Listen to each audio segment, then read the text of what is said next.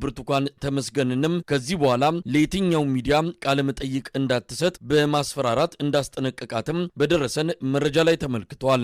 ለገሰ ቱሉ ዶክመንተሪው ፊልም በሚቀጥሉት 2 ቀናት ውስጥ ተጠናቆ በአስቸኳይ በሁሉም ቴሌቪዥን ጣቢያዎች እንዲተላለፍ መወሰኑን በመግለጽ ተማሪ ብርቱካን በአማራ ጽንፈኞች ጥቃቱ እንደተፈጸመባትና መንግስት እንደታደጋት የሚገልጽ ታሪክ ተዘጋጅቶ እንድታጠና እየተደረገች ነው። በአሁኑ ሰዓት በመንግስት የጸጥታ ኃይሎች የቅርብ ክትትል እየተደረገባት ያለችውና ከማንም ጋር እንዳትገናኝ ገደብ የተጣለባት ተማሪ ብርቱካን ተመስገን በከፍተኛ ፈና አስገዳጅ በሆነ የዶክመንተሪ ፊልም ውስጥ በመሪ ተዋናይነት እንድትቀርብ መደረጓን የኢትዮጵያ ሕዝብ እንዲያውቀው በሚል ጉዳዩ ያሳሰባቸው ወገኖች ለአንከር ሚዲያ መረጃውን አድርሰዋል። ለዚህ የዶክመንተሪ ፊልም ከወዲሁ ዝግጅቱ በከፍተኛ ፍጥነት እየተደረገ ሲሆን የደምቢዶሎ ዩኒቨርሲቲም የኔ ተማሪ አይደለችም፣ ይህን የሚያሳይ ምንም አይነት መረጃ የለም የሚል መግለጫ እንዲሰጥ ተደርጓል። የተማሪ ከዛ በኋላ ሁሉ ነገር አለፈና ዩኒቨርሲቲ ገባሽ።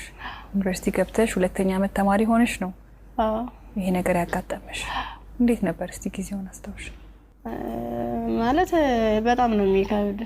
3 ሰዓት ላይ ልክ ከላይ ወረ 3 ሰዓት ዘጋብኝ። መመለስ አልፈልግ እንደ ወጣሁኝና የሆነ ይሮራጣሉ ማለት ነው ሰዎች። ስንሄድ በቃ አራ እንደዚህ ተኩስ የተነሳ ማለም ትሄዳላችሁ፣ በቃ በዚህ ሄዱ ነው በዚህና እንትን በሉ እዚያ ጋግሙናም ሲሉን እኛ በሰዓቱ ተኛን ተቆርቁሮ ነው የመሰለን።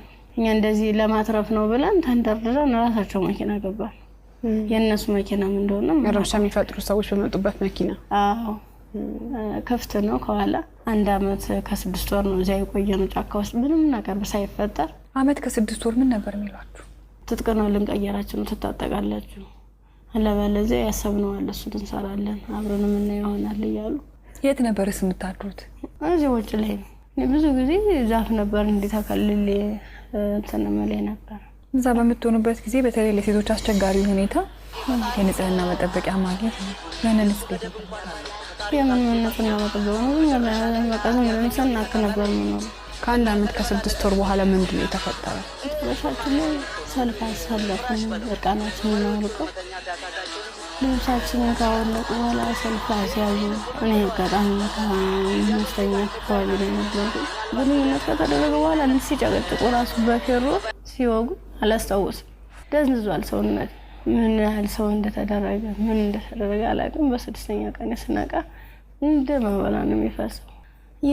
እሷ ደግሞ አንድ አካል ስለጎደላት ምንድነው አማራጭ የለበስኩትን ልብስ አውልቄ እሷ ነገሮቿን አስሬ ነውቅፋ እየወተትኩ ጀመር ጀመሩ። እንዳላዝላት አልችላትም። ከዛ አብረን ነው ምን ሄደው አንቺ ነው ቆጥቼሻለ ደም ስትለኝ እንዲሁ ነው ሁለት አካል ስንኩል ማን ይቀበለናል አልኳት። እንግዲህ ማንም ቢሆን እንደዚህ ደም እየፈሰሰ እንደዚህ ምድሩ ሁሉ ጨልሞብኝ ነገ ወደ የተሻለ ህይወት አገኛለሁ ብዬ ነገ ወደ ጥሩ ቦታ ደርሳለሁ ብዬ አሰብኩት ልጅ በቃ መጨረሻው እንደዚህ ሲያመር እንደዚህ ሲሆን በጣም ከፋኝ። በቃ ለሁሉም ማለት ነገ ወደ ስደት ነው የምሆነው። ምንድነው ማድረግስ የምችለው? በምን አይነት መልኩ ነው ህይወቴንስ መጠገን የምችለው? አይዞሽ የሚለኝስ ማንኛው ሰው ነው? በቃ አለው እንደዚህ መጨረሻ ላይ ምንድነው ወደ አንተ ተዳራሪን ይሆንኩት?